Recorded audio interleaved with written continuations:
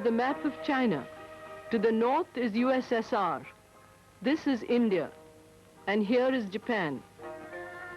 We sailed from Bombay via Colombo to Hong Kong, from where we took the train to the border, 22 miles distant, and thence to Canton, another 80 miles.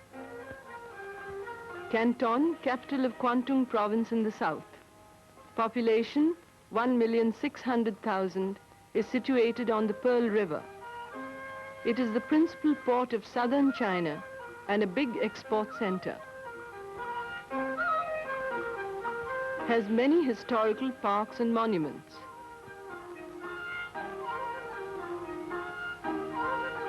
This pillar in the Yu Shui Park and this memorial hall are dedicated to the great leader of the democratic revolution, the late Dr. Sun Yat-sen. The Overseas Chinese New Village, built from money subscribed by returned overseas Chinese and their families. After 2 days' stay in Canton, we proceeded by train to Peking, the capital. Distance 1,200 miles. Journey time 45 hours. The trains in China are comfortable and clean and usually run to schedule, but top priority is given to freight trains. Each compartment has a loudspeaker. Programs consisting of entertainment, news and propaganda run the whole day. There are only two classes, the soft and the hard.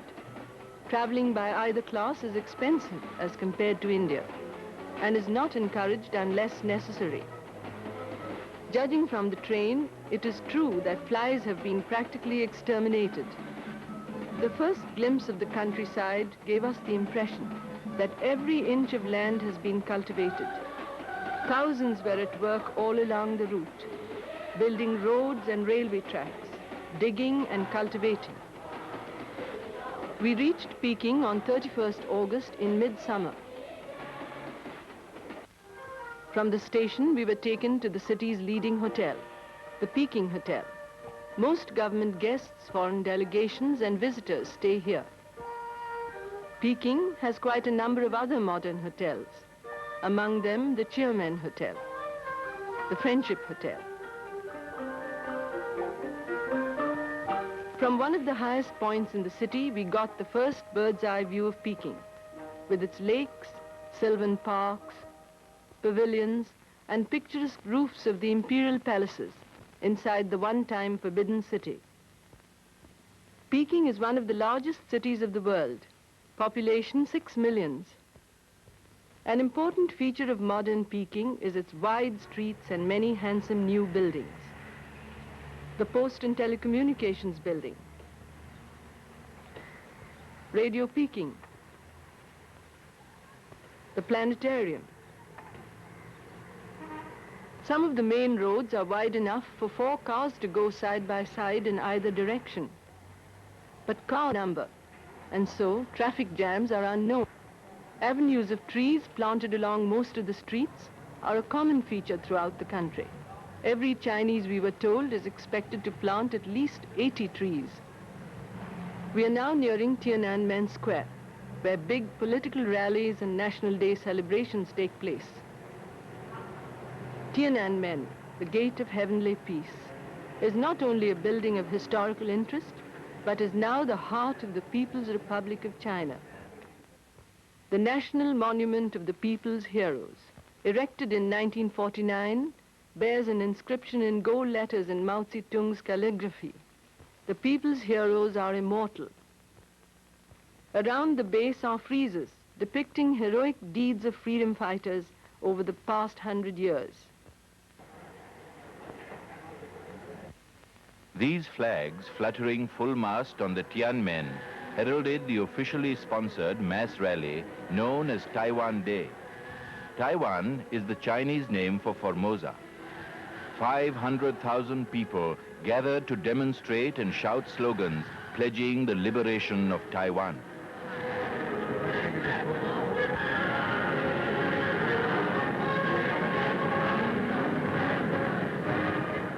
The members of the International Students Association who had come to Peking for meetings were given a rousing welcome. Premier Chou En-lai, who came later, received a great ovation.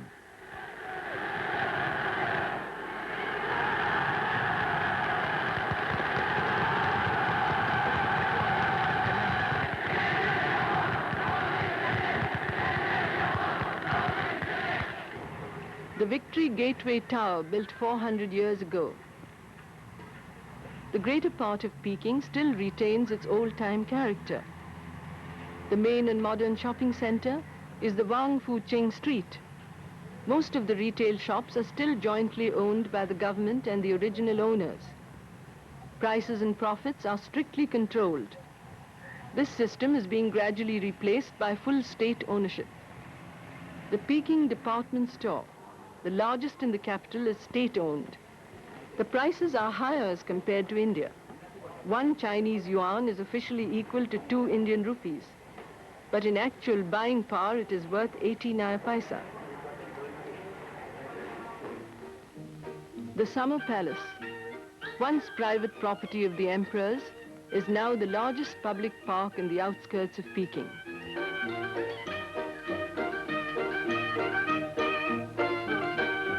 The park covers 823 acres, 4/5 of which is a lake, where people boat amidst picturesque old-world surroundings.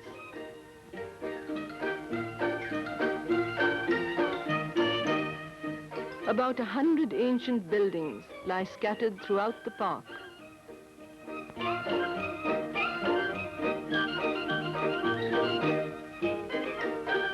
This marble boat was an emperor's excuse for appropriating the naval funds. The Peihai or North Lake Park, with its imposing white dagoba, was built 800 years ago. Half of Peihai is water. Boating in summer and skating in winter are popular pastimes. The 9-dragon screen in colored tiles is one of the attractions of the park. The dragon is the traditional symbol of strength and good fortune. This modern plaster sculpture is symbolic of the toiling peasants who can move mountains to build a reservoir.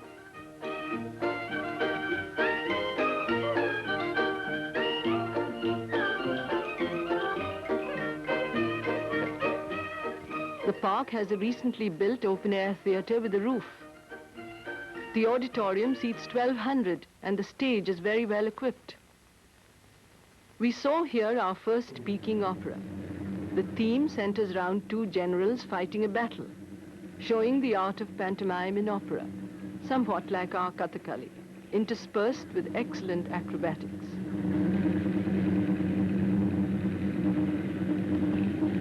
The generals are wearing elaborate costumes.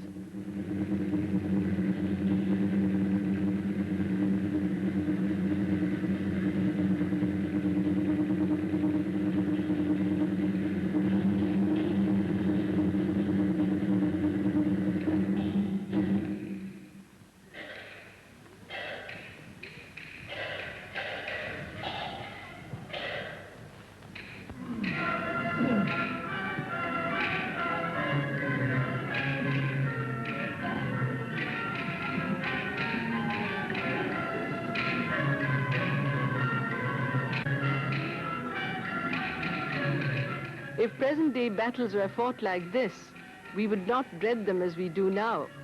It might even be amusing.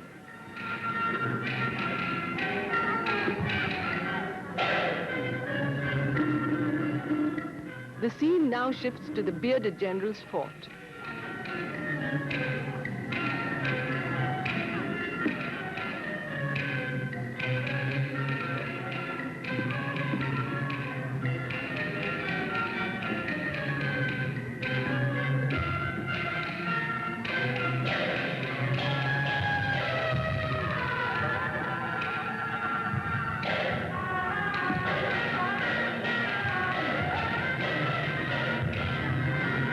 The gate is closed by the defending army. The enemy uses acrobatic tactics and enters the fort.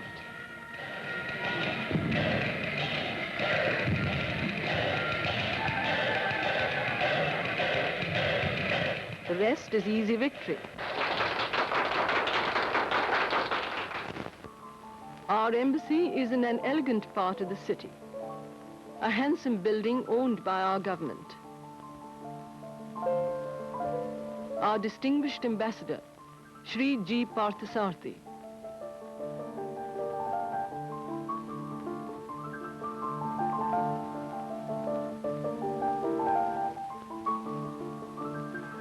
The imperial palace is 530 years old, with their great inner courts and halls, golden roofs, marble balustrades and bridges, and magnificent bronzes, are a unique architectural group in the heart of Peking.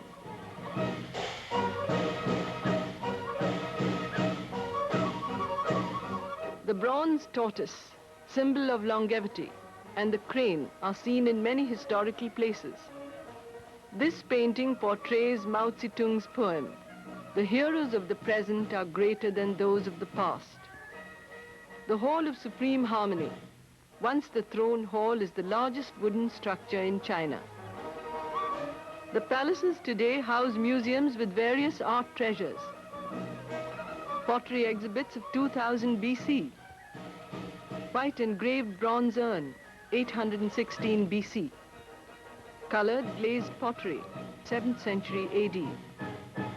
Exquisite Cloisonne vases, 15th century AD.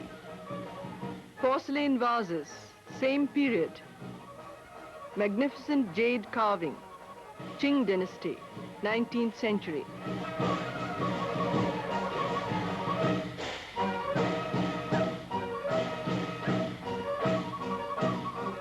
Carved urn of green jade, same period. Picture in solid gold with jade leaves on the trees, same period. Gold ornaments used by Qing emperors, 19th century. In contrast is this modern sculpture of a worker holding the universe. The Temple of Heaven, 500 years old. Here emperors worshipped heaven and prayed for good harvests. The interior, over 100 feet high, was designed according to the ancient belief that the heavens were round and the earth square.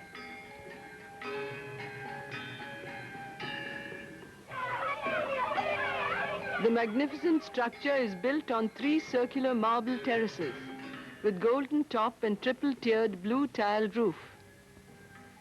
The Temple of Broad Charity is a religious center for Buddhists in Peking. The majority of the Chinese are Buddhists, but today, though the present regime does not encourage religion, it tolerates worship. Very few worshippers are seen in the temples, mostly old people. Built in the 12th century AD, it has beautiful statues of the Buddha and his disciples, sacred paintings, and other relics. This golden miniature stupa contains a tooth of the Buddha. The Lama Temple in Peking, built in 1744 during the Qing dynasty. A huge statue of Tsongkhapa, the founder of the yellow sect of Lamaism.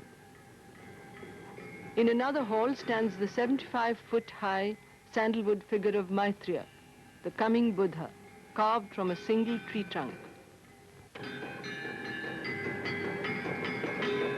Temple of 5 pagodas, also Buddhist, was built 600 years ago on the lines of the Bodh Gaya temple. Friezes are carved with figures representing Buddhist and Chinese symbols. Here again, the tortoise base, representing longevity. Peking has a few old churches. This is the cathedral. A mosque. The capital has a small community of Muslims. The design, different to the mosques in India, is influenced by Chinese architecture. The Muslim population in China is 6 million, the majority of whom live in Xinjiang, northwest China. Tsinghua University, built in 1911. It has considerably expanded in the last few years with an enrollment of over 10,000 students. Formerly, it was a composite university. Today, it is a polytechnic college specializing in 11 branches of engineering. Great stress is laid on physical culture.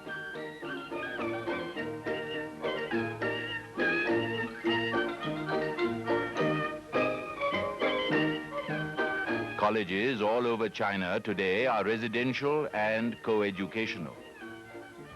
The Institute of Iron and Steel Technology is a new setup with a student body of about 5,000. From the top of the main building, one gets a panoramic view of the entire new educational district in the western suburbs of Peking. There are in all 16 universities and institutes, with over 60,000 students all told.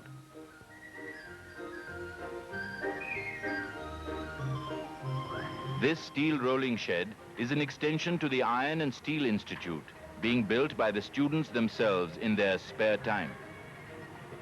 Girl students work side by side with the boys in all activities. Students building their own native-style iron and steel furnaces. 100,000 such furnaces function all over China. This steel smelting workshop is used by students for practical experience. A girl on an overhead crane follows the nationwide policy of learn and work.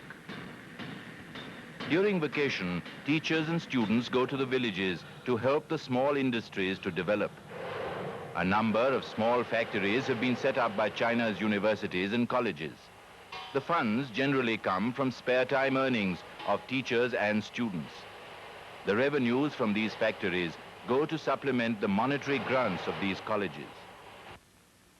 Students also attend theoretical courses in mathematics, engineering, and allied subjects. Peking University, the oldest in China, established in 1898, has 8,000 students. There are quite a few Asian students from countries like Outer Mongolia and Korea. Several Indian students are learning the Chinese language and studying Chinese literature. The dramatic arts, music and dance are encouraged in the universities. Students perform for us the flower and youth folk dance of Qinghai province, depicting the welcoming of spring and the awakening of love.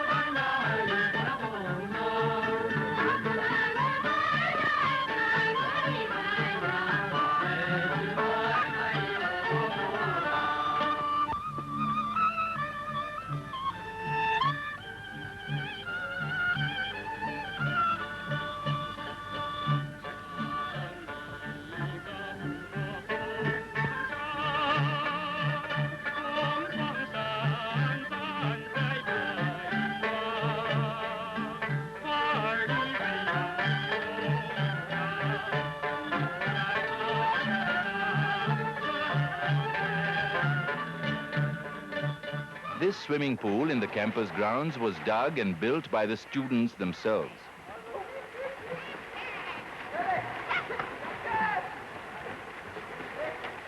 The Central Institute for National Minorities in Peking is an establishment which trains personnel for government cadres in languages, economics, political science, and the history of their own provinces or autonomous regions. Part of the work of the Institute is to improve old scripts of the various national languages, some of which have no written word. China has 46 national minorities, which form 6% of the whole population. A room in one of the dormitories. Students all over China do manual labor. These students are working on the Institute's farm.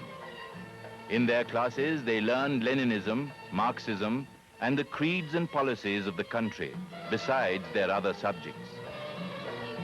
There are different sections in the dining rooms, catering to national peculiarities in food. Rice is the staple diet of the majority, and eating with chopsticks is common to all China. All students have to learn in Chinese the political song, "How Good is Socialism?"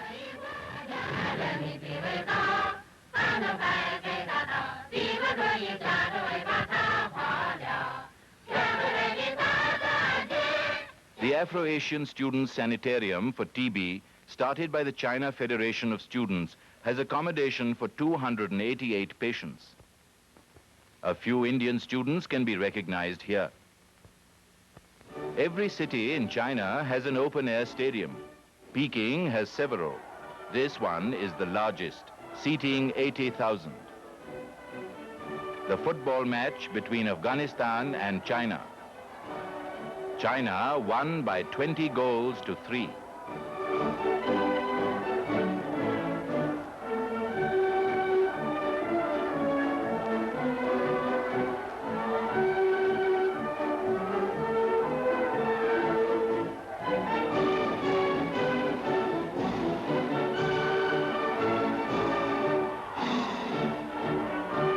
Premier Chou En-lai leaving the field after meeting the players. The Peking Gymnasium. It has 3 main buildings. The central building has basketball, volleyball, tennis and badminton courts. The gymnasium can seat 6,000 people and has giant electrically controlled scoreboards. Basketball is the national game of China today, popular with both sexes.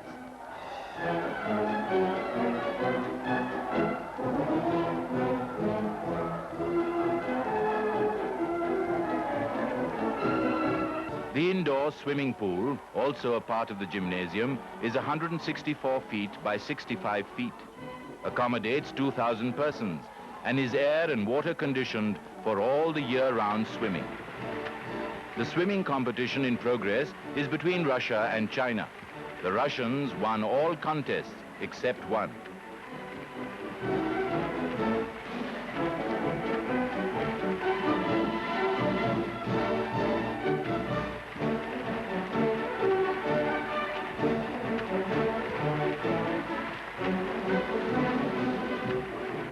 The third hall in the gymnasium is for training in various sports.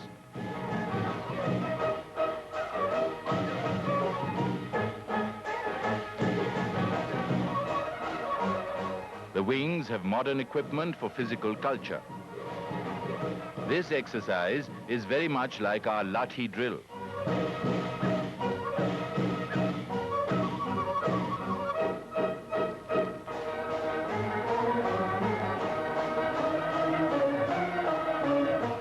Sword play is a recreation of a classical dance.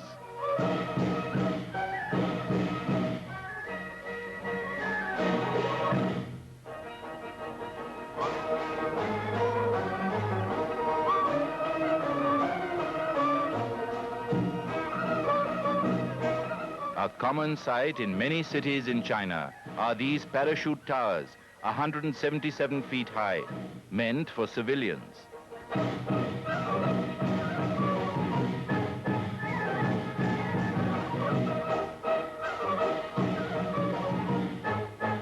Coming to the cultural life of Peking, Professor Kwang Ping Hu of the Chinese Research Institute for National Music plays for us on an ancient harp, a 2,000 years old composition called Flowing Water.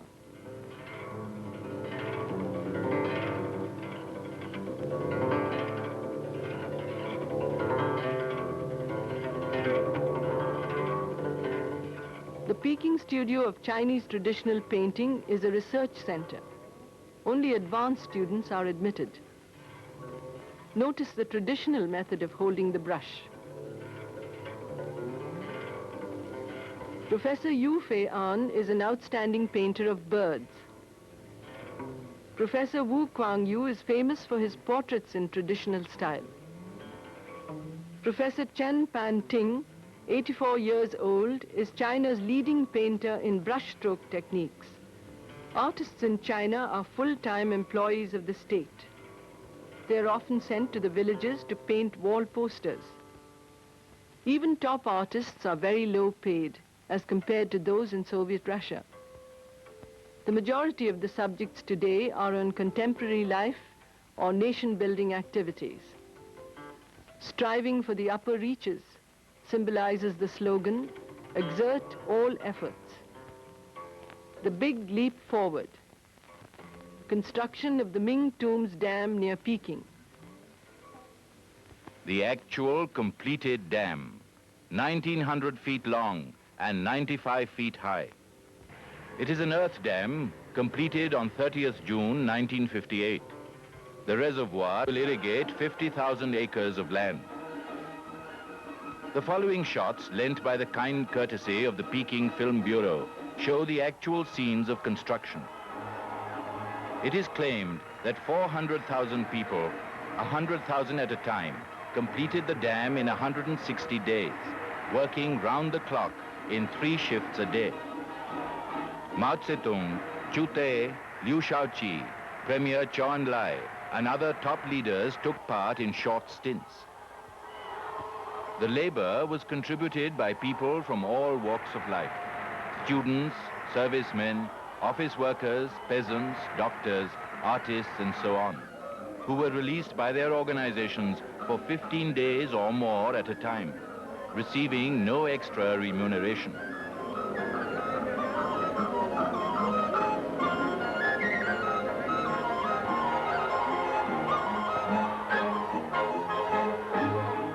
The painting depicts the celebrations on the completion of the dam on July 1st, 1958.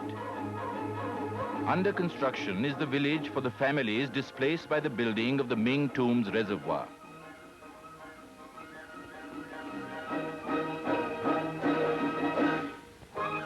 All vehicles drawn either by animals or human beings have rubber tires. A hutment of this type will accommodate 2 families. The Ming tombs, not far from the reservoir, were built between 1368 and 1644. The tomb of Emperor Cheng Chu consists of several pavilions and halls, situated in gardens with ancient pines and cedars. Beautiful designs decorate the walls and ceilings.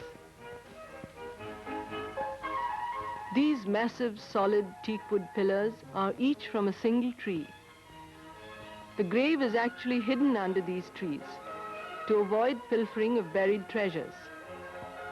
The parks around these tombs are now picnic spots for the people of Peking. These wise old men, inmates of a home for the aged, have come on a Sunday excursion. One rarely sees these charming old men and women around anymore. Leading to the tomb of Emperor Cheng Chu is this avenue, with a guard of 36 stone animals and court attendants.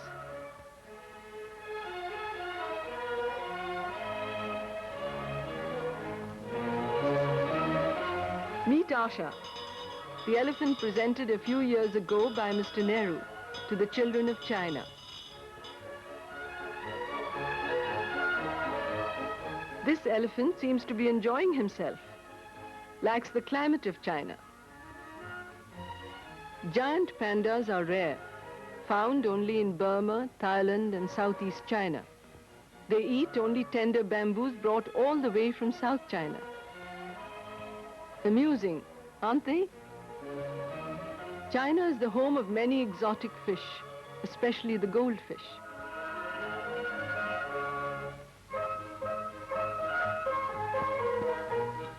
A conducted tour of the zoo for the children of a nursery school. Children are well looked after by the state and receive special attention in their training. Peking has several well-equipped children's hospitals.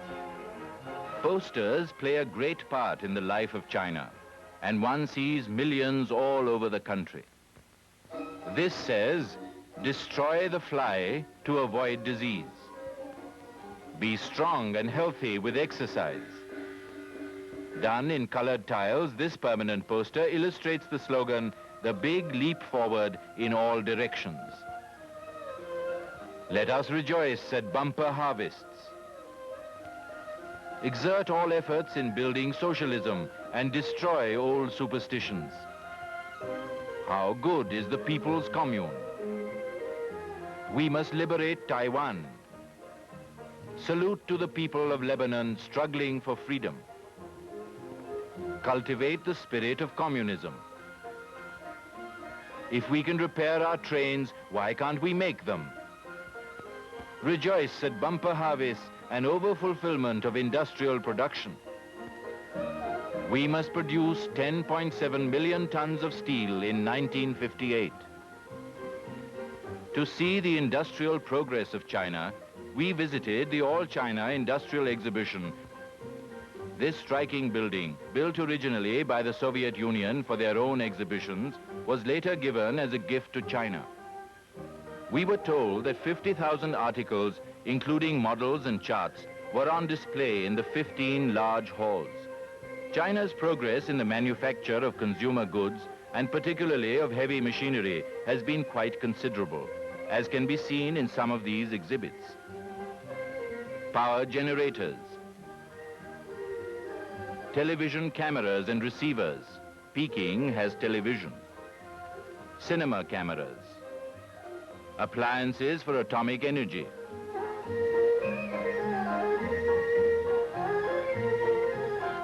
Equipment for drilling oil wells.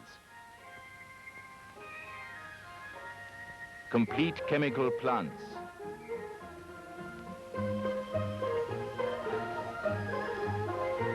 Heavy presses. Steam generators. Earth-moving equipment.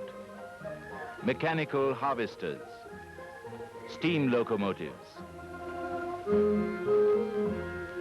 Electric locomotives. And the first 5 models of cars to be produced later. Next day, we visited a textile mill. Peking Textile Mill number 2 is one of 4 such mills in the city.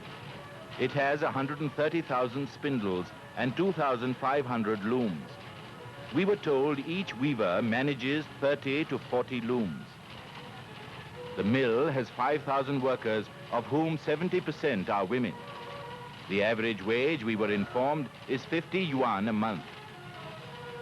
Opposite the mill is the big colony of workers' quarters. The rents are very low, ranging from 2 to 4 yuan a month per tenement room.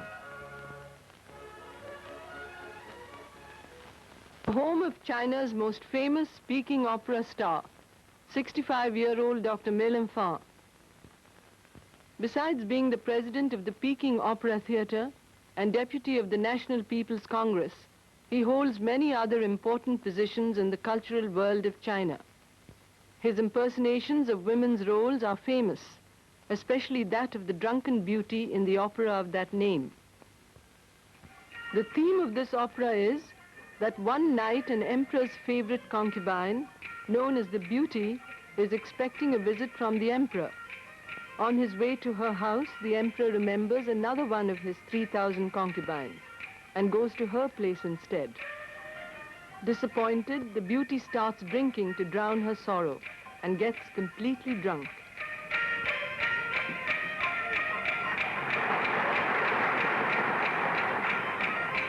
Dr. Mei Linfang has immortalized this role by his subtle portrayal of the inner tender feelings of a woman's heart.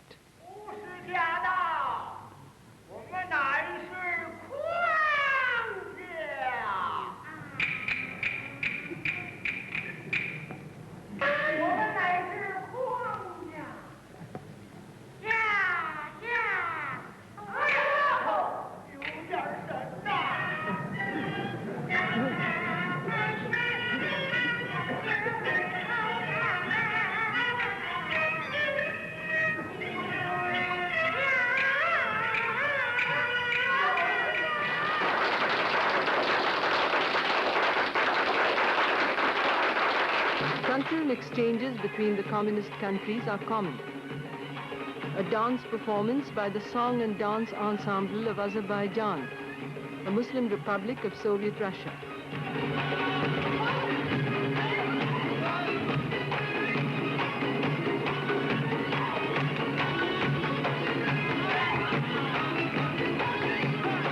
Discarding of the veil by women of Azerbaijan.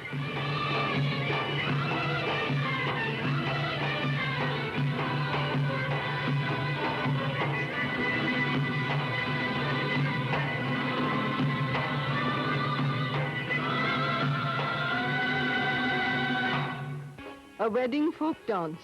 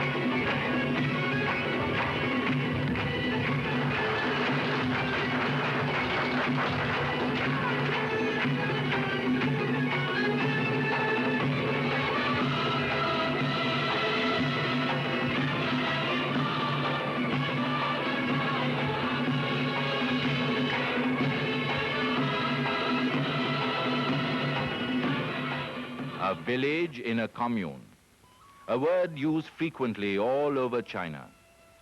We visited the United People's Commune of Shushe County, 60 miles from Peking.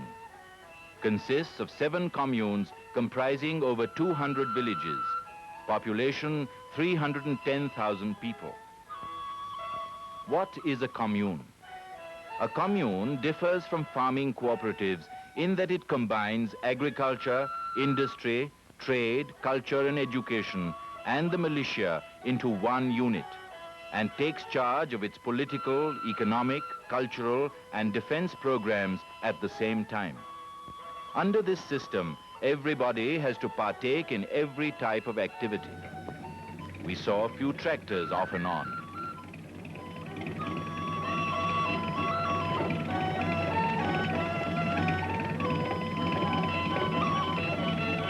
The rice crop has been increased by deep plowing, close planting, lots of chemical fertilizer and manure, and adequate irrigation. These fields, they claim, will yield 6,000 to 10,000 pounds per acre. Besides rice, they grow keoling, a type of millet. And this is buckwheat, another food grain. Cabbage is the most widely eaten vegetable. In cooperative farming, there is no wastage of land caused by fragmentation. Milk has never formed a part of the diet in China, as it has in India. Lately, children are being encouraged to drink milk, and livestock is being improved to get better meat. When mechanical aids are not available for the boring of tube wells, this indigenous method is used. The motive force is manpower.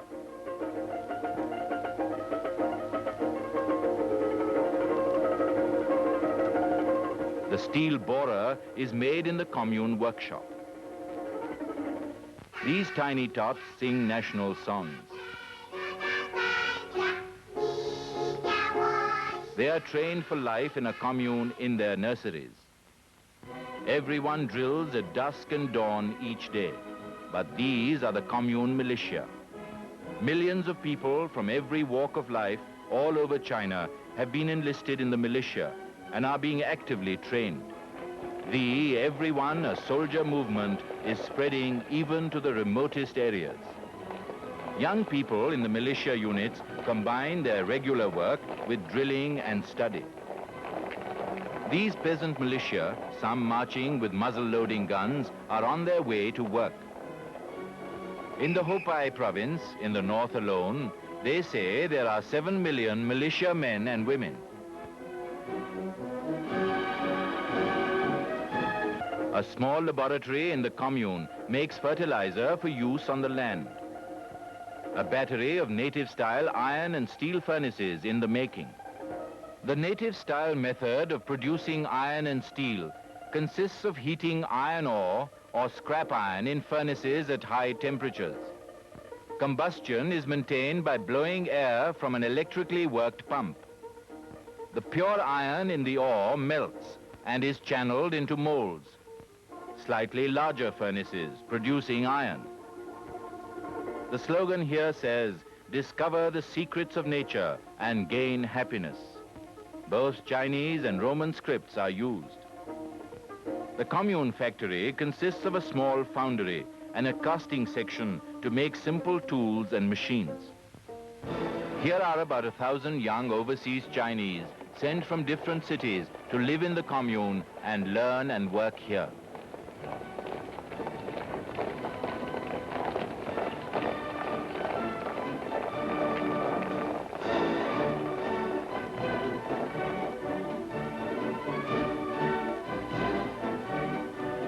We are back in Peking. That night, we saw a performance by Chinese artists and musicians of the famous Russian ballet, The Swan Lake, produced under the supervision of Russian experts.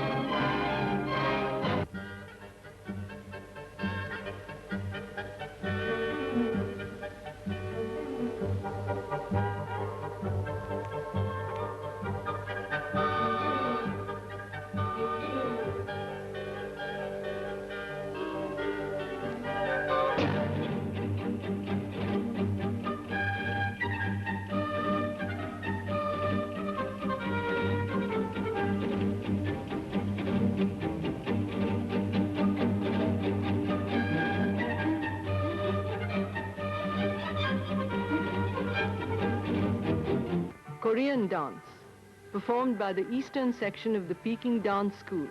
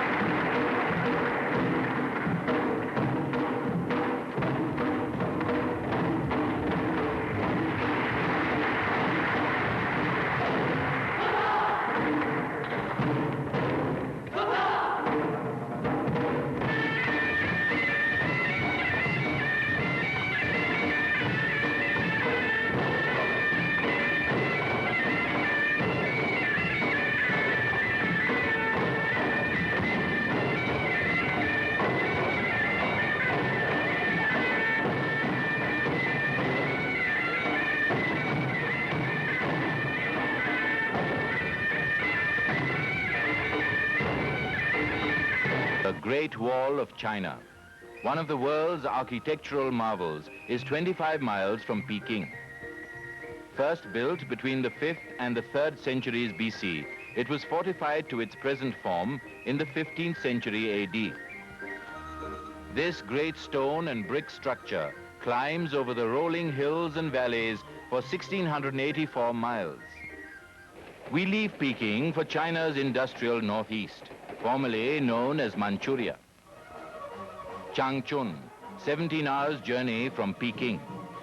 An important industrial center, it is an old historical planned city, now considerably extended to suit modern industrial conditions. China Auto Plant Number 1 in Changchun is one of the largest in the country. A huge automatic plant set up and supplied by the Soviet Union and completed in 1956. It is supposed to turn out 19,000 trucks a year. The plant includes furnaces and foundries where the entire engines are cast. We were told that the plant employs 16,000 workers and 4,000 office staff. 20% of the employees are women.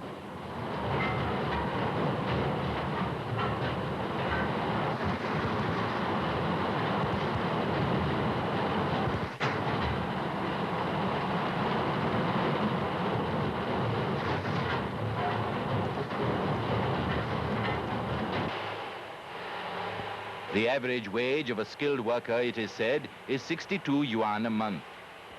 China has been supplied so far with 258 such giant industrial plants by the Soviet Union, covering every field of industry, and 78 more are to come. The value of these plants is estimated to be very much over 2,000 crores of rupees, for which China repays in minerals, raw materials, and consumer goods like textiles, cigarettes, leather goods, and so on.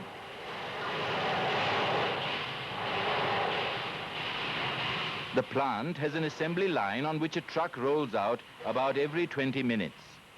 Each truck is said to cost 20,000 yuan.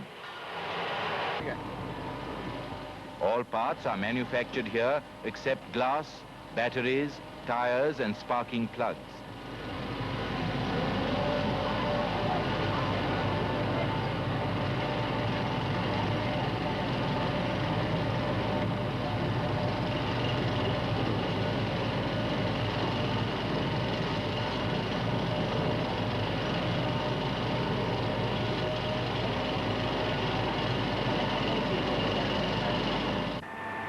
The 20,000 workers of the auto plant are housed in these tenement flats. The rents are low, being about 2 to 4 yuan per tenement per month. This flat we visited was occupied by the foreman of the factory and consisted of 6 rooms, including a bathroom and a kitchen. The foreman and 16 members of his family live here. The kitchen is fitted with gas. Changchun has a fairly large film industry. A film scene being shot in a park. The film is entitled Woman Attendant Number 51. All themes are either nation building or political. The equipment used in the studios is mostly manufactured in China, copies of well-known foreign makes. 40 miles from Changchun, in the Nongai County commune, the wheat crop was being harvested. In North China, wheat is the main cereal diet, and rice is largely eaten in the south.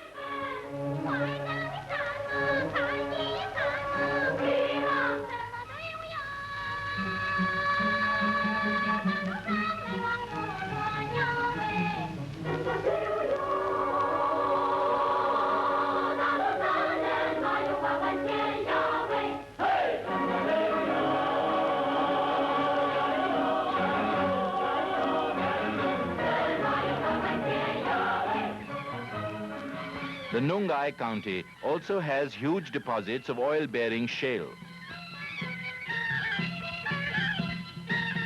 After excavation, the shale is broken into small pieces and cleared of the rocky portions. The crude oil and petroleum are extracted in this small refinery, which they say costs 35,000 yuan and produces 300 tons. The only motive power, an automobile engine. The process, shale is burnt in brick pits and fired with wood and dry grass from the top. With heat, the oil in the shale turns into gas, which is led into a tower fitted with these combs. In the first tower, all the nitrogenous impurities are removed by sulfuric acid. And in the second tower, a continuous flow of water is maintained, which liquidizes the gas into crude oil. The oil is then heated in this furnace, and by distillation, first petroleum, followed by medium-light crude oil, and finally heavy crude oil are obtained. These crude products are then sent to a regular refinery for further purification. Here is the simplest method of obtaining oil from shale, which they say costs 370 yuan only, not counting the engine. Annual yield, 100 tons of crude oil. There are 35 such setups, both large and small, in this area. Another important industrial center is Shenyang, the old Mukden, 5 hours by train from Changchun on the route back to Peking. The Shenyang heavy machine building plant is one of the largest in China. Started in 1937 by the Japanese, it is considerably extended today.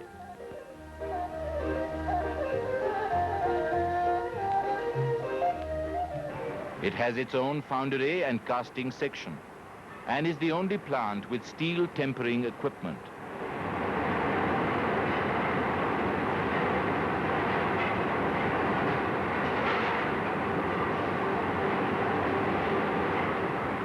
This large mold in the ground is for one of the machine parts. The plant produces blast furnaces for the big steel works, hydraulic and oil presses, steel rolling machines, mineral and stone crushers, and hydraulic turbines.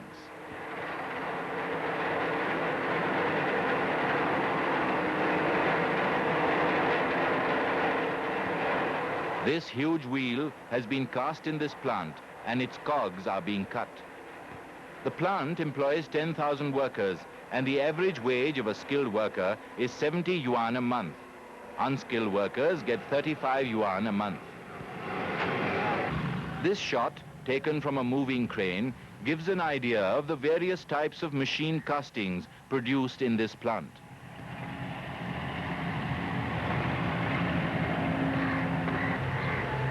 Each city has its workers' colonies, built on the same lines in the industrial area. Shenyang has also a transformer factory, the largest in China. The factory can make transmission and power transformers up to 60,000 kVA. The factory has a very high voltage testing laboratory equipped by the East German government. Fushan, 35 miles southwest of Shenyang, is a power industrial center producing coal and coal products, cement, oil and power. This open-cut coal mine, the largest in China, produces high-grade coal and oil shale. It is fully mechanized and yields 5 million tons of coal. The Fushan Petroleum Refinery No. 1, fully automatic, produces oil from oil shale, mined from the open-cut mines. Originally built by the Japanese in 1928, it has been considerably enlarged with the help of old workers and the Soviet Union. Now it produces 500,000 tons of crude oil a year. This is the home for the aged. Built in 1949, it accommodates 170. To qualify for entry, a man must be over 60, with 20 years' work to his credit. Women are eligible, but so far no woman has qualified. 40 miles from Shenyang is Anshan, the steel city of the northeast, largest steel base in China. The Anshan Steel and Iron Company, they informed us, produced 4 million tons of steel in 1958. Originally erected by the Japanese, it was rebuilt and enlarged with the aid of Soviet Russia, and now has 8 Martin furnaces and 8 blast furnaces. The plant makes iron, steel and steel products such as structural steel, tubes, rails and sheets.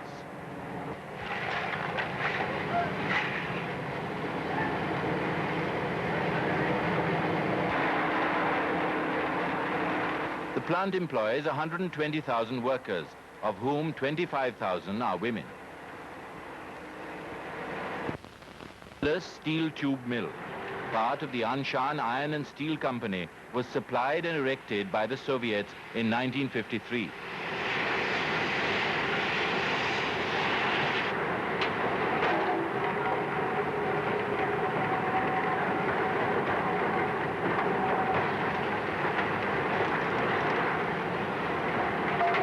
This modern, fully automatic plant produces, we were told, about 100,000 tons a year. The plant can turn out steel tubing with a maximum diameter of 16 inches.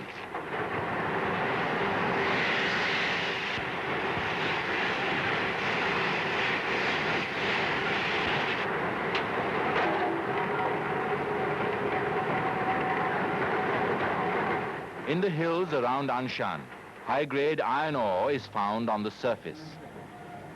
China has large deposits of iron ore all over the country. Millions of people dig the ore in their spare time. This row of open-air, semi-mechanized iron and steel furnaces is a recent innovation, and the output is more than the purely native-style ones seen earlier in the film. In our opinion, the native-style method of making iron and steel is uneconomic and cannot yield a quality product. But in order to reach the high targets they have set, they use every possible method to fulfill these. Also, this keeps millions of people busy. A small setup by students of the Physical Culture Institute was the simplest type of furnace we saw. Here, steel was being made from scrap iron, which was put into the oven and heated along with coke. The high temperature was obtained by blowing in air through a pump worked by an electric motor. These flags herald the celebrations for the bumper rice crop in the Xinli commune in the suburbs of Tianjin. The average rice yield here this year, they said, was 6,000 pounds per acre. A row of mechanized wheels, an improvement on the old-style Persian wheel. In South China, one sees individual wheels like these, worked by the feet. The special occasion was the harvesting of the rice crop, grown on an experimental basis on one mow. 1/6 of an acre, for demonstrating that the land can yield richly if properly tended. A man standing on the crop. 6 people also stood on the crop to show its strength and closeness. To obtain this result, the land was dug 4 feet deep, manured with 50,000 pounds of animal manure and 200 pounds of chemical fertilizer, very close planting of seedlings, and good irrigation, shielded from wind, heated by hot air and artificial light. 1 square meter of the crop was harvested before the audience. It was threshed in semi-mechanized threshers.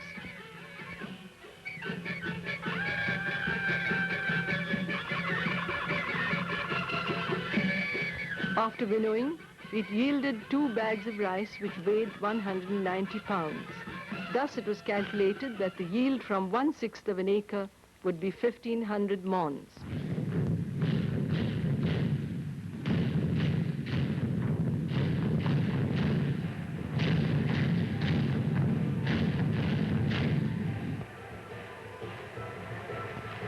Hours by train from Peking is Hurhot, capital of the autonomous region of Inner Mongolia in the extreme north of China.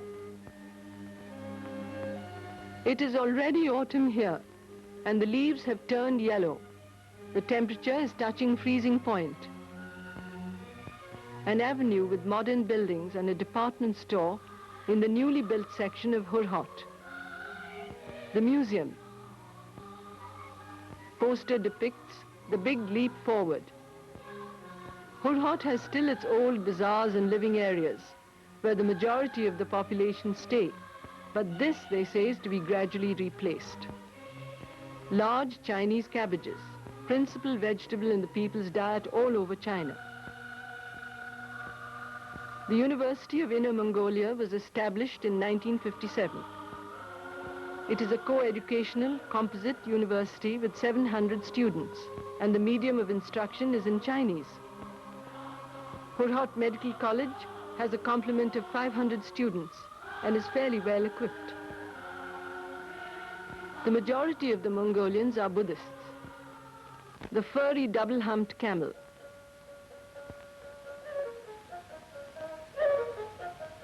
These sturdy animals are greatly used in Mongolia, being suitable both in the extreme cold and snow and in the extreme heat of the desert. Mongolians, descendants of the great Genghis Khan and Kublai Khan, who once nearly conquered Russia and a great portion of Europe and ruled in China, are very fine riders. A display of riding by men and women demonstrates their horsemanship.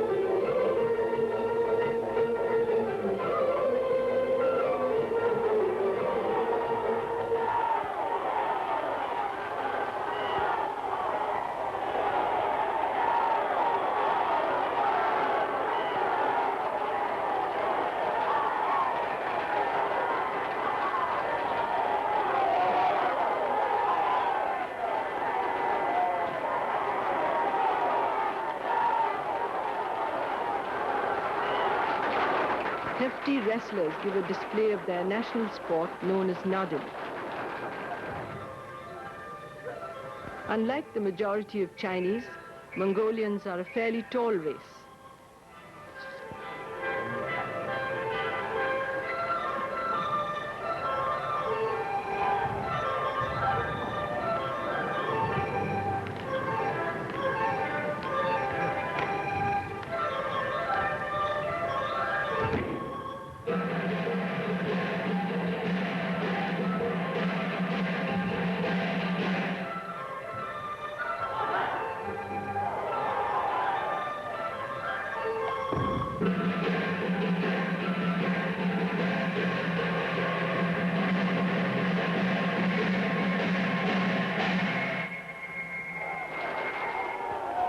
Autos dance.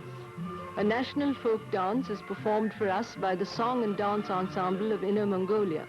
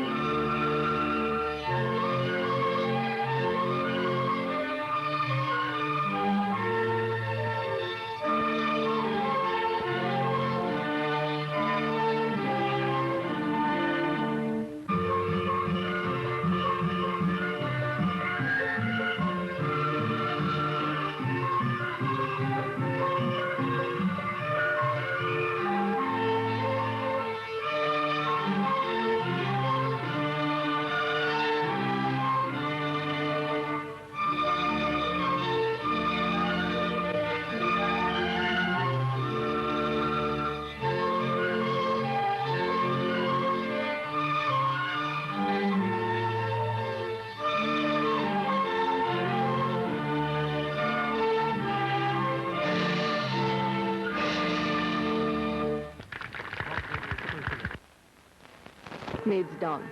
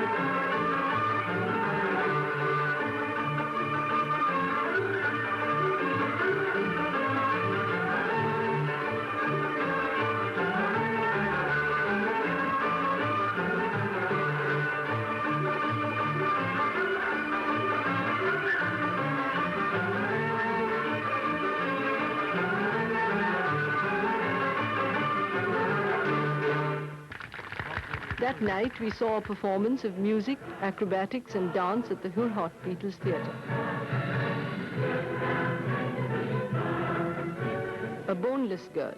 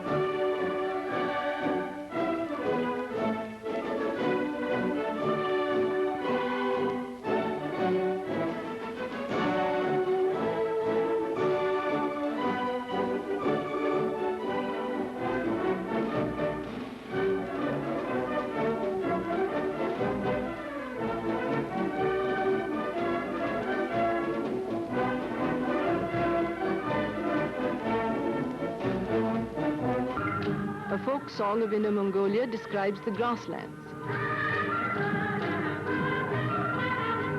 After the fall of the Mongol power in the 16th century, the Mongolians became for the most part a nomadic people, living as herdsmen on their vast grasslands.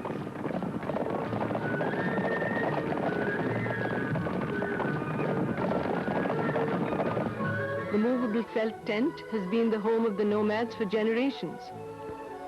They are well furnished, comfortable, and warm in winter.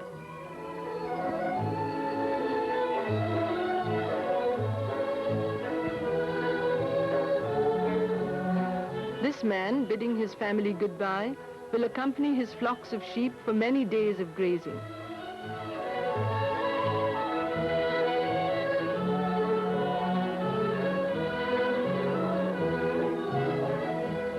On our way back to Peking, we halted at Tatung to visit the historic Yungkang caves. Like the famous cave temples of Ajanta and Ellora in India, these Buddhist caves were carved out of the mountainside in the 5th century AD. It is one of the 3 great grottos in China. This decorative 4-storied wooden structure, built into the rock in front of the 5th, 6th and 7th caves, is called the Temple of Shifu Su. There are 21 main caves and several smaller grottos and shrines. The sculptures at Yungkang have a close relationship with the art of the golden age of the Guptas. The seated Buddha in cave number 6 is the best sculpture, and the cave itself is the finest and best preserved.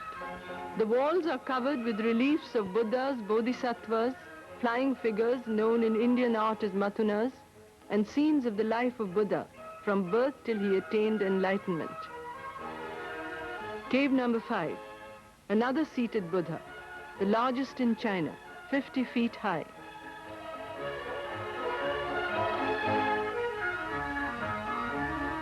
The walls of this cave are also elaborately carved with thousands of sculptures, large and small, and stories from the Jatakas.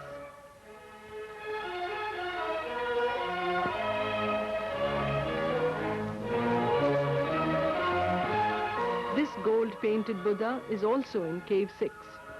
The main caves were repaired and repainted in 1955.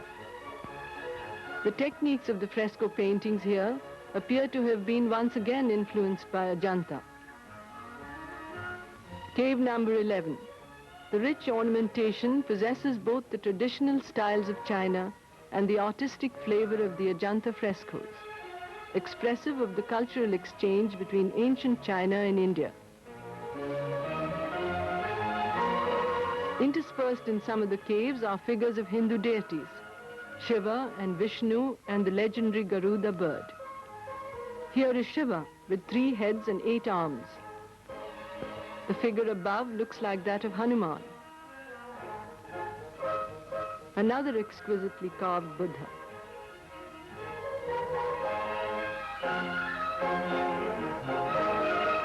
This honeycomb of caves are from numbers 14 to 21.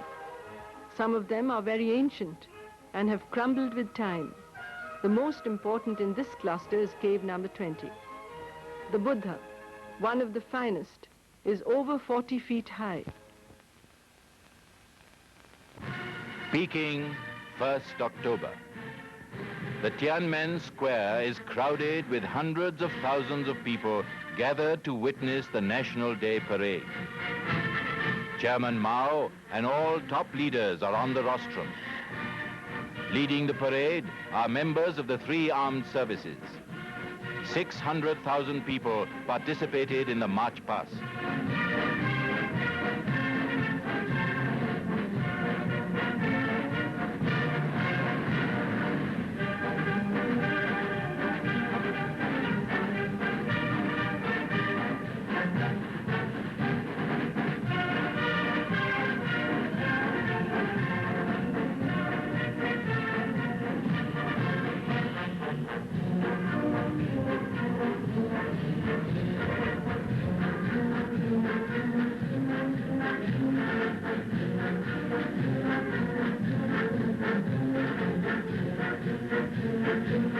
These are the guerrilla fighters.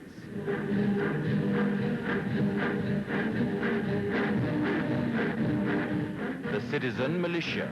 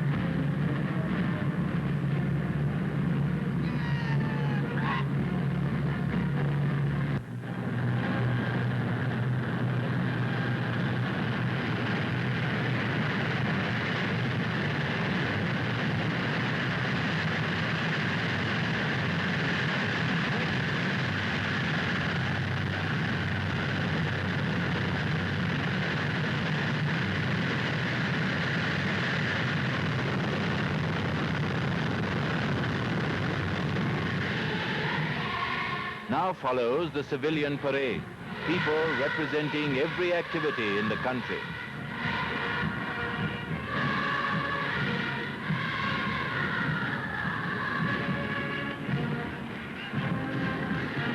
Guilds and unions carry models of their products and banners and placards bearing figures of their production targets.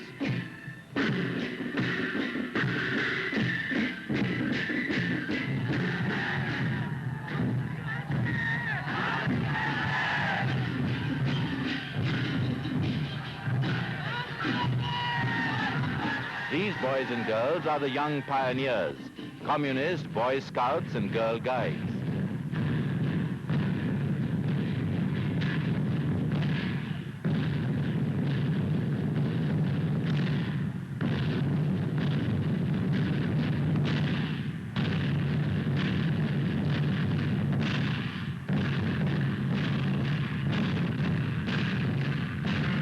The huge sunflower represents the sunflower seed oil industry.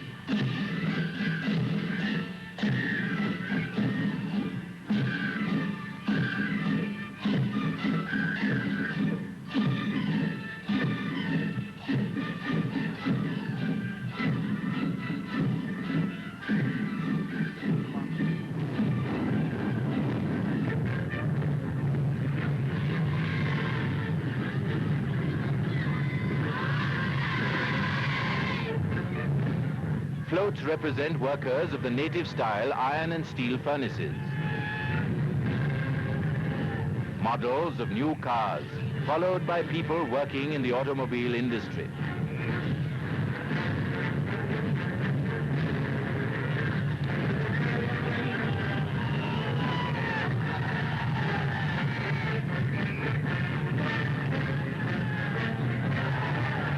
Various national minorities in their picturesque costumes.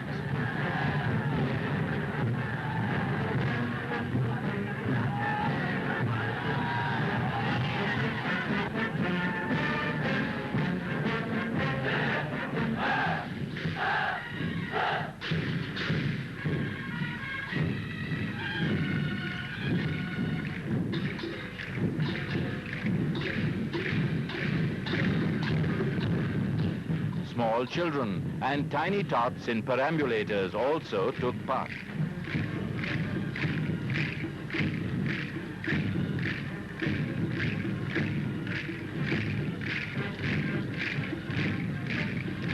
The Union of Sculptors carry their creative works.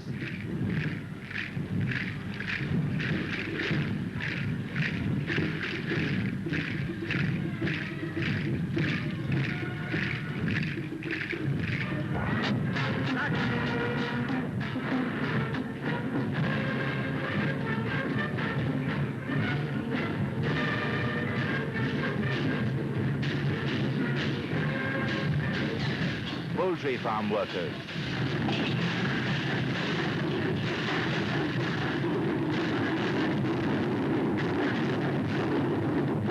Wool industry workers. Aeronautical workers.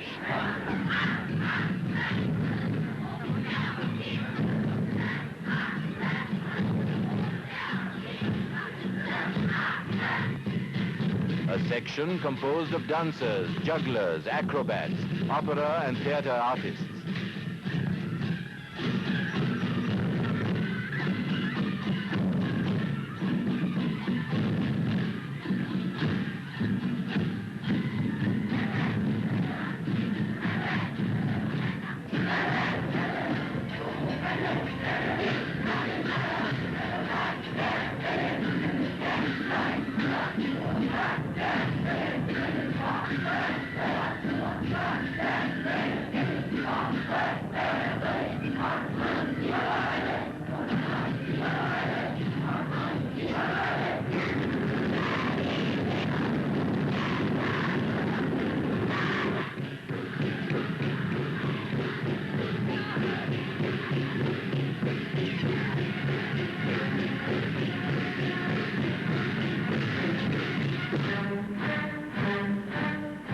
The dragon was the old emblem of the emperors and was used in all festivals.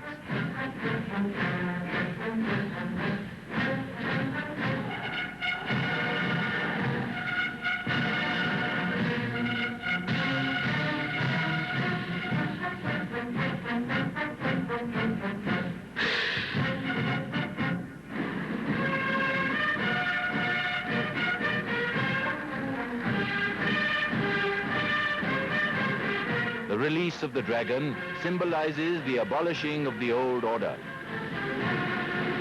Section representing sports, athletes, swimmers, sword players, and basketball players.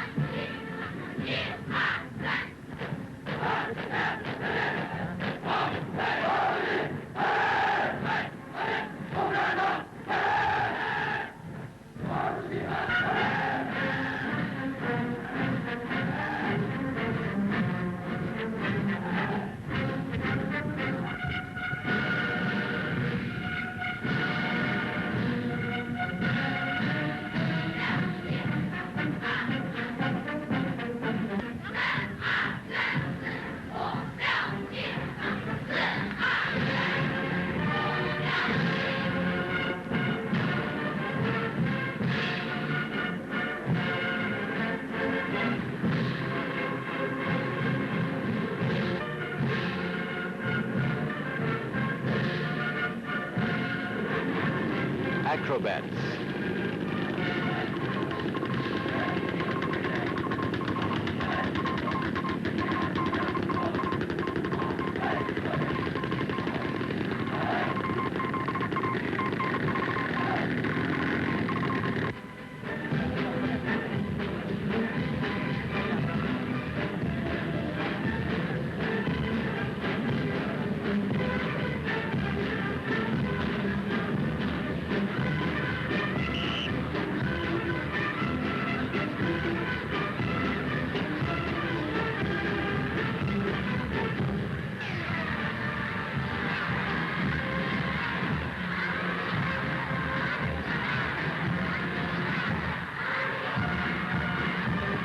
Cheers for the leaders ended the parade.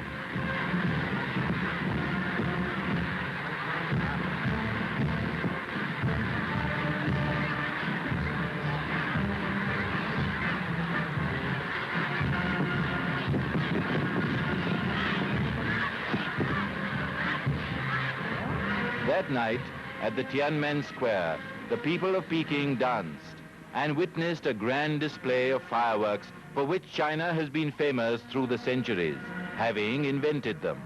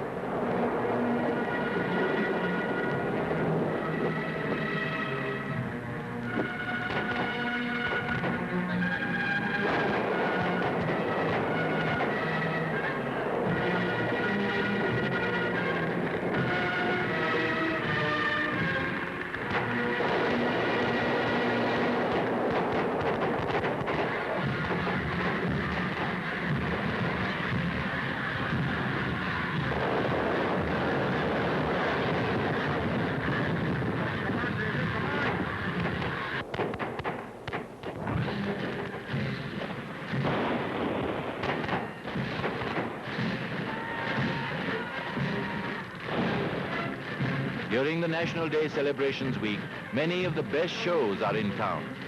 An acrobatic performance in which the Chinese are greatly skilled. Note that this entire balancing feat rests on 4 bottles.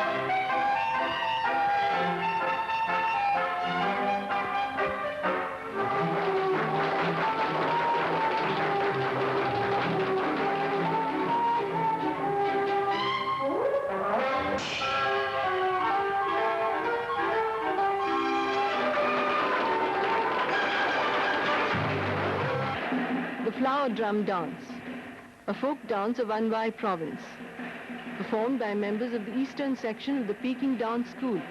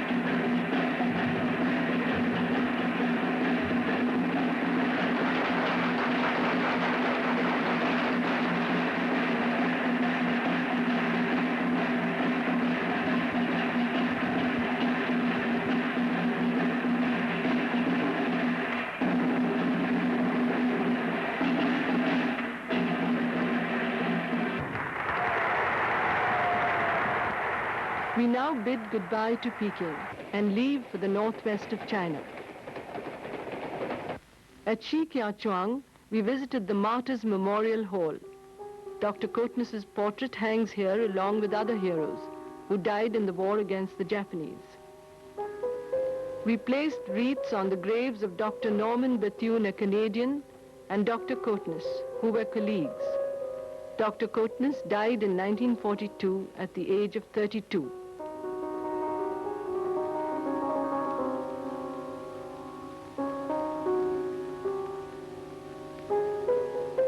This military hospital was started in 1938. Dr. Kotness became its director in 1939. Our next halt was at Luoyang, central China, an old cultural center. The entrance to the White Horse Temple, which has a close link with India. In the year 68 AD, 2 Indian monks came here with Buddhist scriptures and relics to spread the faith. The central figure is the monk Kashyapa Matanga, and this is his grave in the temple grounds. Dharmaraksha, the other Indian monk. Tower of 7 clouds built on the design of the Indian monks. Luoyang is fast becoming industrially important. The tractor plant number 1 is the largest in China. The entire engine is made in the plant. This plant was also set up with the help of Soviet Russia.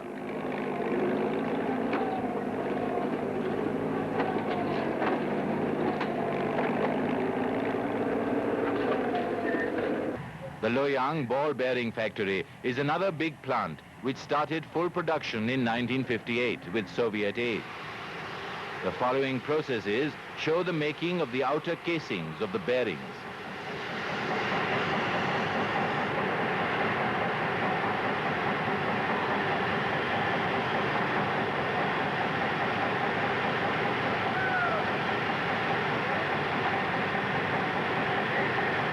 Steel bars are cut in this machine and shaped into balls.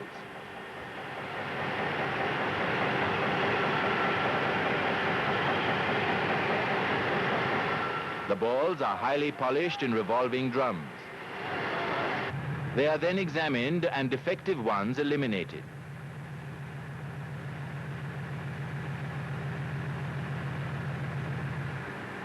The assembly of the bearings.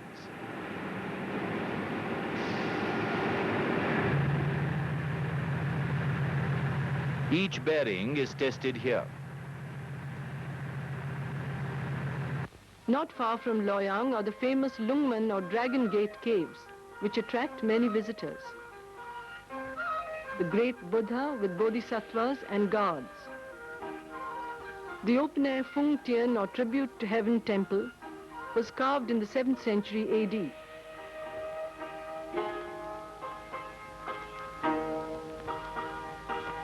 The outer face of the sandstone hill is honeycombed with big and small grottos. Buddhas in miniature, part of the cave of 1,000 Buddhas. The best preserved huge sculpture of the Buddha is in the temple of the underground fountain.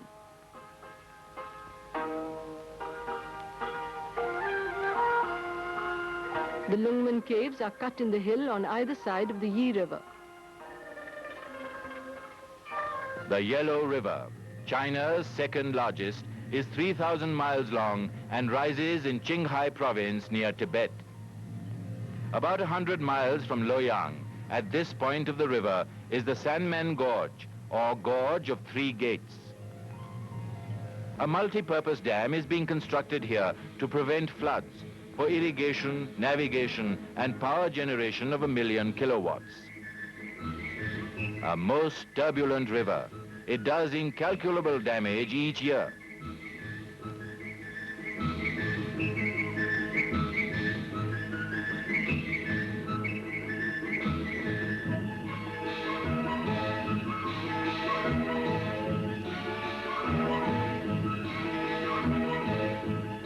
Huge cement concrete blocks drop to obstruct the river. High-pressure hoses are used to loosen the earth around the rocks and thus facilitate their removal. The work on this concrete dam is partly mechanized. When the dam is ready, it will be 300 feet high and 2,700 feet long. We were told that this project will cost 160 crores of rupees.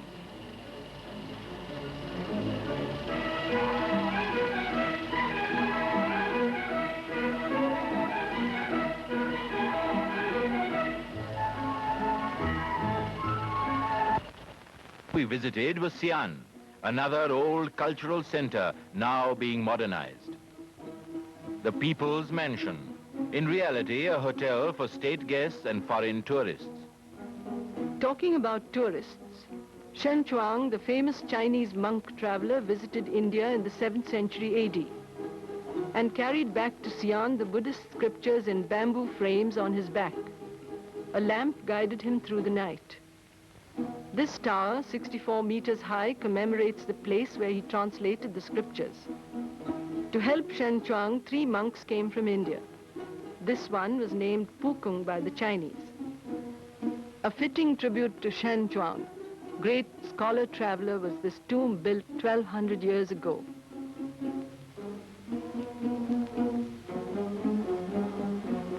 Round about Xi'an is a range of soft, low hills. The natural caves have been utilized as human dwellings since generations. Now they are being gradually evacuated as new accommodation is provided.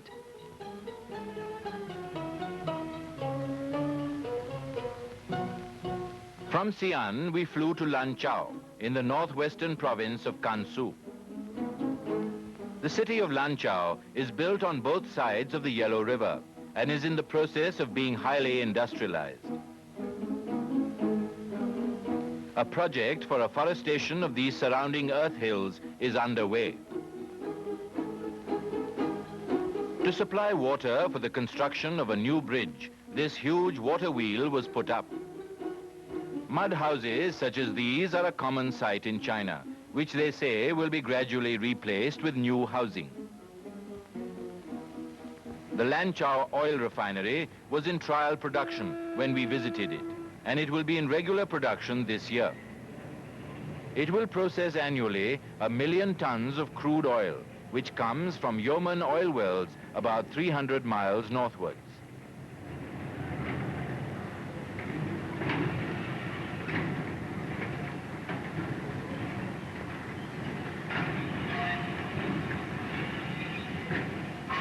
At sunrise the next day, we flew to little-known Urumqi, capital of the vast Xinjiang Uyghur Autonomous Region, our destination in the extreme northwest. Urumqi, once a small town, is developing into a modern city with its shopping center, theatre, university, and medical college with 500 students. The population of Xinjiang is 6 million, the great majority of whom are Muslims. On a Friday, we visited the Urumqi Mosque and saw a few Muslims at prayer. Most of them were elderly people. Muslims of various types, such as Uyghurs, Kazakhs, Kyrgyz, Tajiks, Uzbeks, and Tatars, live in Xinjiang. One of the traditional handicrafts of Urumqi is the making of embroidered caps, worn by men and women.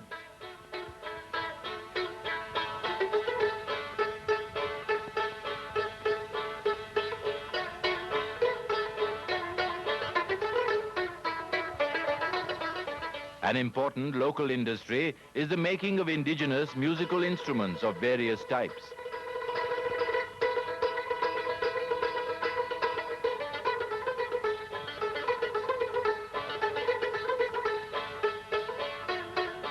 A very famous product of Xinjiang since ages past is the honey-sweet, large desert melon, which has no rival in the world.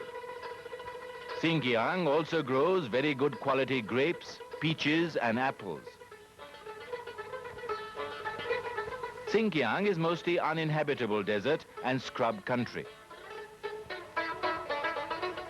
A growing network of canals and waterways is giving new life to the land.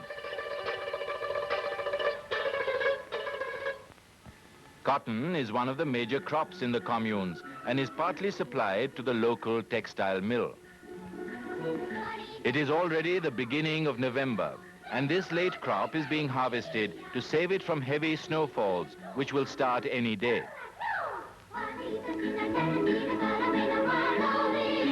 "20 miles north of Urumqi is the 5-star People's Commune. Everybody is busy threshing the wheat crop by manual and mechanized methods.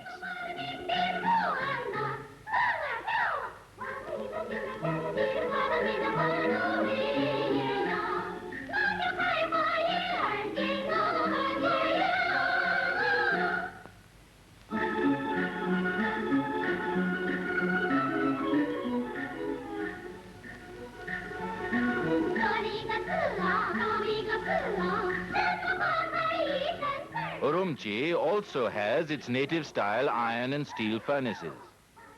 Here in the hills, they have hundreds of these small setups where 4,000 people from all walks of life come to put in their quota of work. At the People's Theatre that evening, we saw an excellent performance of songs and dances.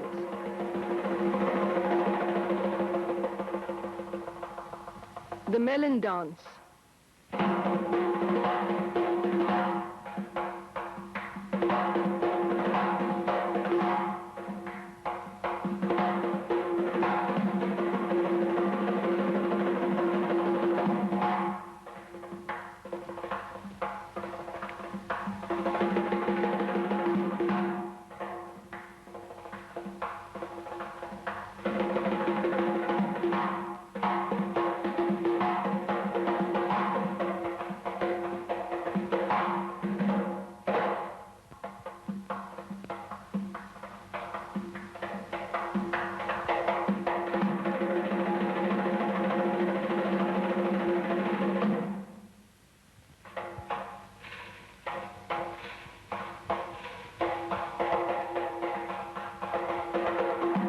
She's planting the seeds now.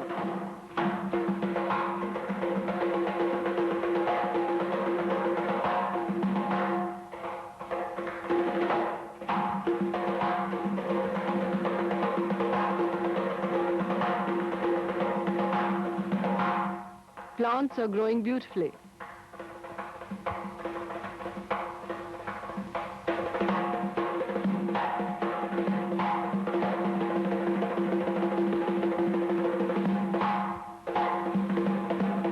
There is a storm. She's frightened. She covers the plants.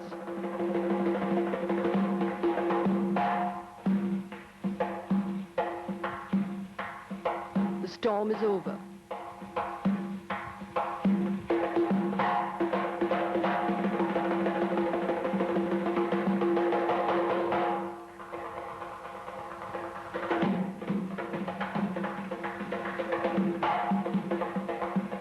She uncovers the plants.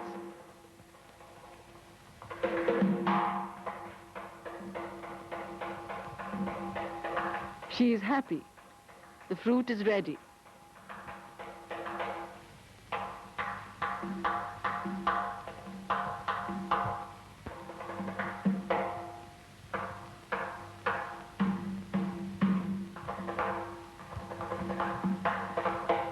She taps the melon to see if it is ripe.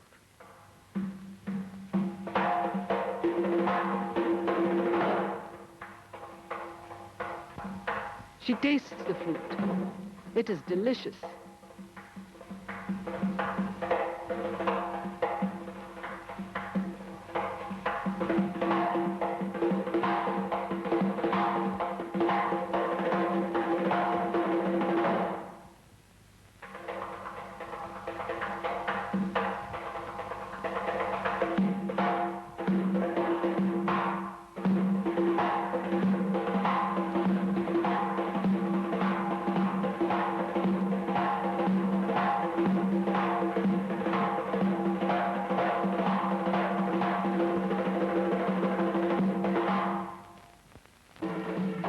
The tambourine dance.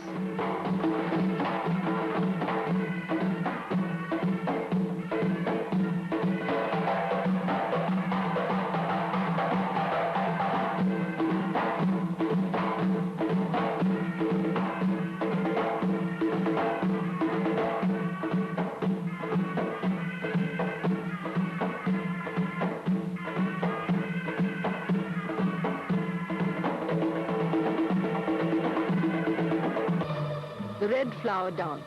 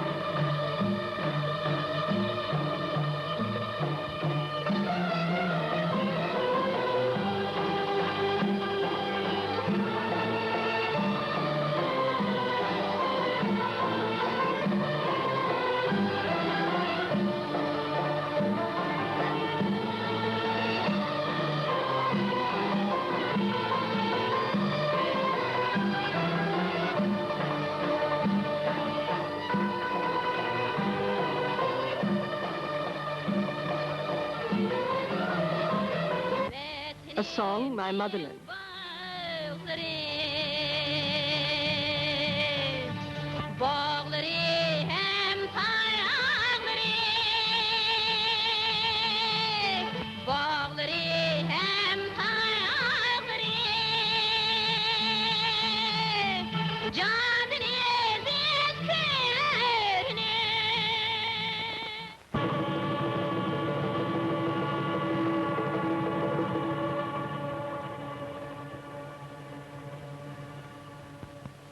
Not far from Urumqi, in the southern mountains, is the East Wind People's Commune. The countryside here is wild and sparsely populated. The main occupation of the people is rearing of sheep and cattle. It is already late autumn, and the trees and bushes are covered with frost.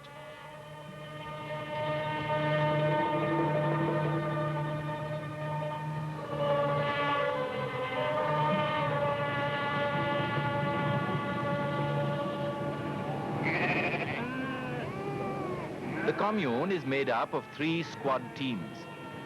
We visited the second squad team, comprising over 300 people. They live in felt tents, as they do on the grasslands of Inner Mongolia.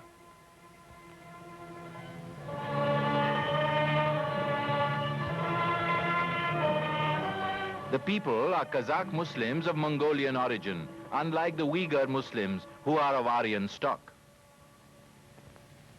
The commune supplies food free, but those camping away get rations and an additional allowance. For fresh air and light, the tent has an opening at the top, which can be closed when it is cold.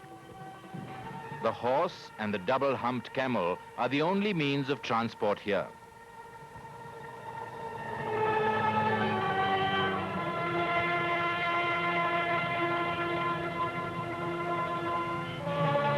Children learn to ride at an early age. One of the main sports for enjoyment is horse racing. Men and women take part, but no betting is allowed.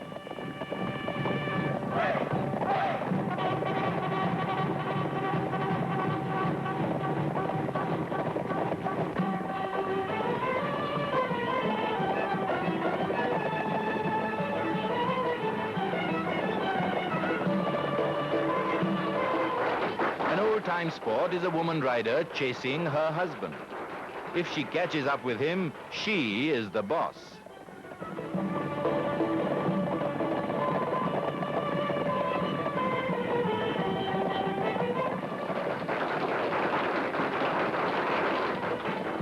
Look out, a woman goes for a spill. Kazakhs are a strong, sturdy, outdoor people. It is cold here all the year round, and the fur cap is a necessary fashion.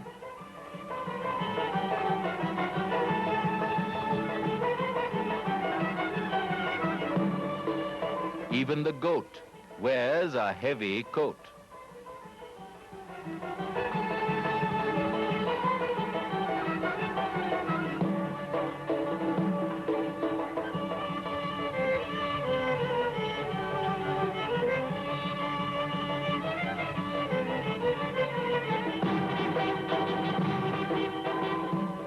From Urumqi, we flew southwestwards to Chongqing, wartime capital of China. Chongqing is built on a series of hills and slopes. Large indoor stadiums like this have been built in all the big cities of China. The People's Auditorium, an imitation of the Temple of Heaven in Peking, which the Chinese themselves criticize as being too ostentatious. From Chongqing, we journeyed down the Yangtze Gorges by boat to Wuhan, the Triple City. A voyage of 600 miles took 2.5 days through fascinating country, with the great Yangtze River cutting through the mountains. It is China's largest and most turbulent river, 3,600 miles long. 10,000 miles of the river and its tributaries are navigable. At Wuhan is the recently built double-decker bridge over the Yangtze River. 70 feet wide and nearly 3/4 of a mile long, it connects the three cities of Hankou, Wukang, and Hanyang into the triple city of Wuhan. Construction on this bridge, made possible with the aid of Soviet engineers and experts, is a major feat in engineering because of the great depth and tremendous velocity of the river here. The Wuhan Iron and Steel Company is China's second largest steel base, next to Anshan. The plant has one blast furnace with a capacity of 1,500 tons of iron a day, and 3 more are under construction. It has 8 Martin furnaces for steel. This modern plant was designed, equipped, and built by Soviet technicians. The mechanized unloading of wagons is a new innovation. We were told that there will be 6 coke furnaces, of which 2 are at present working. Here is molten metal coming out of the blast furnace. It is estimated that when the plant is in full production, its annual output will be over 2 million tons of steel.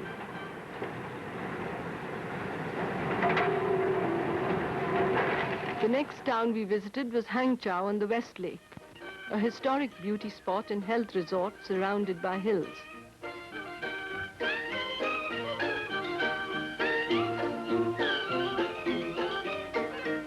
The Hangzhou Hotel has a fine situation overlooking the lake. One of the oldest Buddhist temples in China is this Lin Yin Temple. A huge statue of Maitreya, the coming Buddha, was carved from camphor wood in 1952 by the East China Fine Arts Institute. Hangzhou is also known for its silk brocades and tapestry pictures. The looms, though semi-mechanized, use very intricate charts for weaving these tapestries.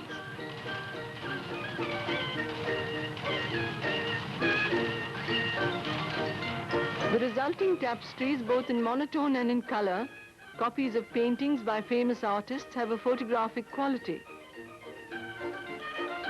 Autumn is chrysanthemum time in China. All big cities have flower shows to exhibit the many rare varieties, colors, and decorative arrangements of these flowers. Hangzhou is famous for its chrysanthemums. To the north of Hangzhou is Nanking, famed for the magnificent tomb of the late Dr. Sun Yat-sen. He was responsible for the overthrow of the last of the emperors in 1911 and established a democratic government. Unfortunately, he died quite young in 1925. Had he lived, the history of modern China may have been quite different. This is where his body rests. The tomb commands a magnificent view of the park and surrounding countryside. 5 hours by train from Nanking is the great seaport of Shanghai on the Pacific, the last city we visited. This was once a big international port with most of the Western countries having foreign concessions in it. They built here skyscrapers, hotels, and huge buildings to house their business and industries. But Shanghai has expanded its industries today, and the value of the products manufactured here is 20% of the total value of the entire production of China. The Soviet Friendship Building here, like the China Exhibition Center in Peking, is a gift from the USSR. At the All China Export Trade Exhibition is a permanent display of textiles, textile machinery, X-ray equipments, China ware,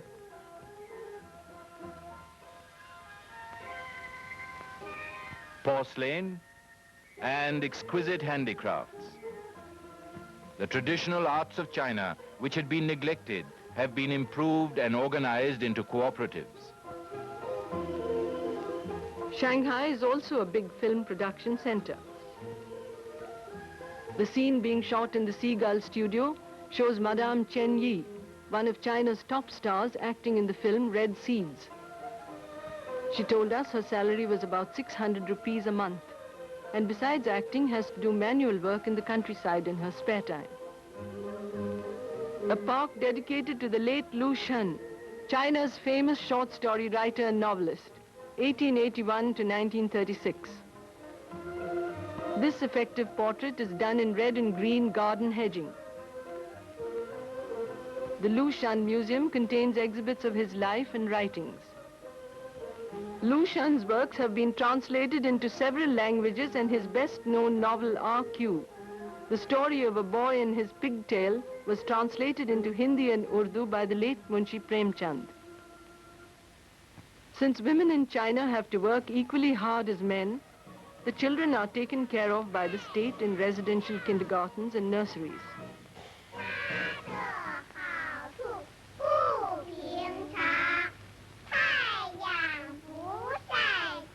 This is one of the nurseries in the workers' colony in Shanghai.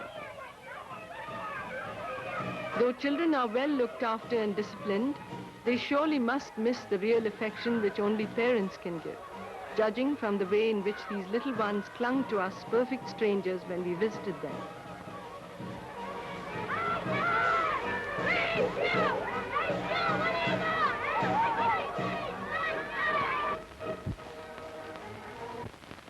Partner of the China Welfare Institute, under the direction of Madame Sun Yat-sen, is also a residential institute and has 400 children from the ages of 3 to 7.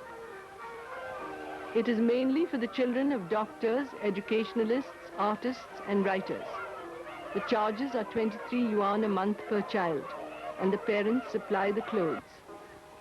In other words, it is for the children of those who are comparatively better paid. Children receive education according to the directions of Chairman Mao Zedong and are trained on the socialistic basis, we were told.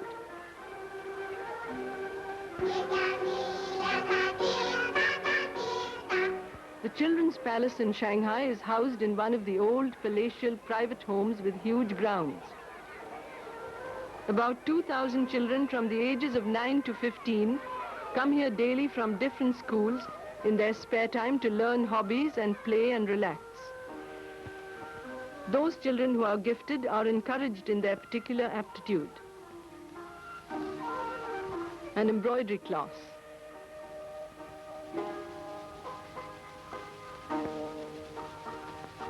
Class in radio mechanics. Here they learn to make iron and steel. Ballet dancing.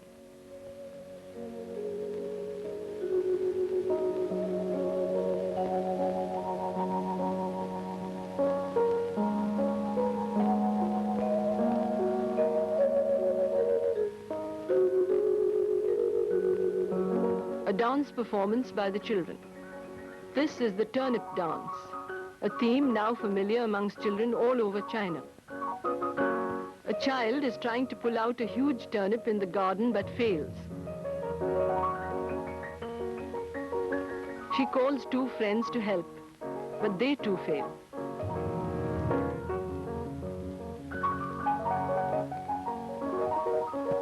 More children join.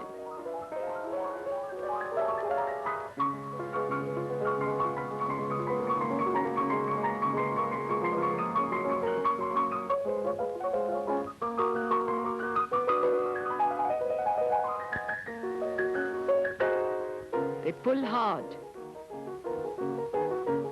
At first they fail.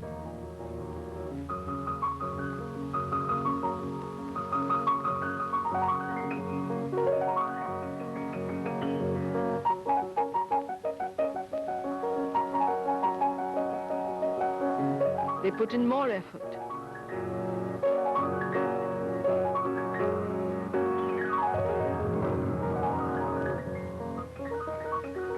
And finally succeed.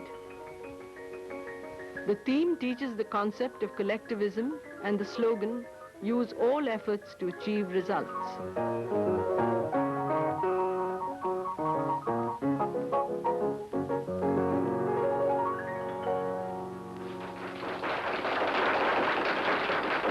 A puppet show tells the story of Liu and his two brothers.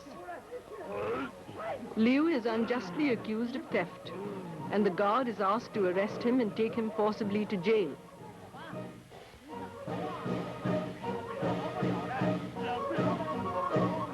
But Liu, though small, is stronger than the guard.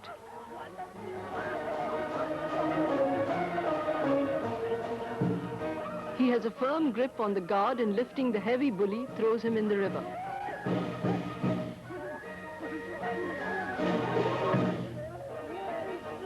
But Liu is ready to tackle anybody.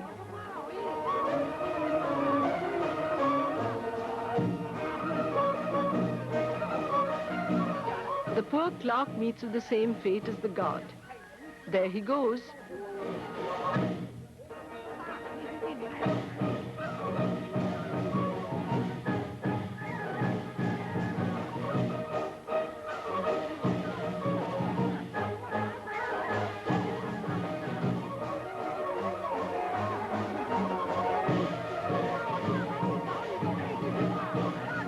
The Liu brothers come to Liu's help. A violent struggle ensues, and the hated landlord goes to his watery grave. Now that the villain is dead, the world is happy, including the animals.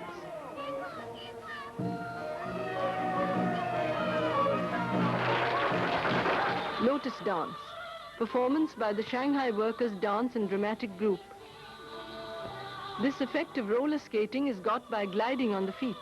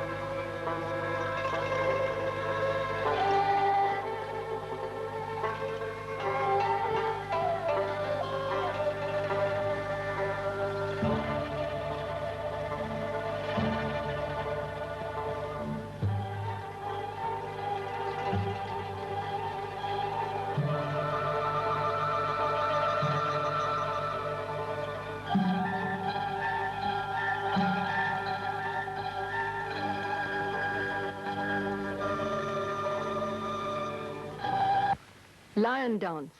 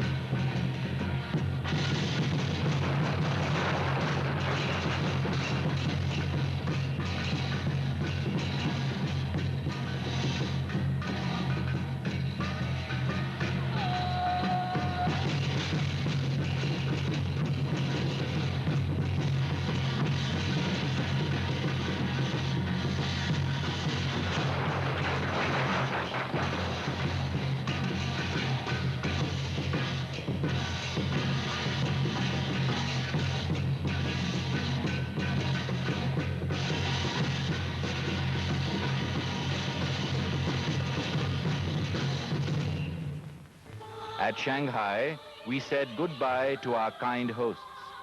We had toured 12,000 miles in 3 months through this vast country, seeing China on the march.